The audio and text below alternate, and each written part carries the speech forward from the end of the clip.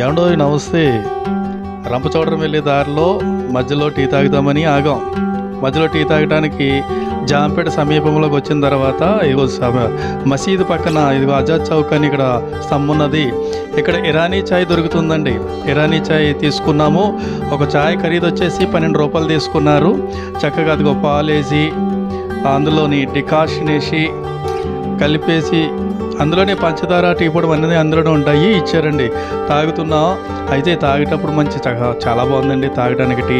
ఇలాగ వచ్చి ఉంటే కనుక జాంపేటలోని ఇరానీ చాయ్ చాలా బాగున్నది.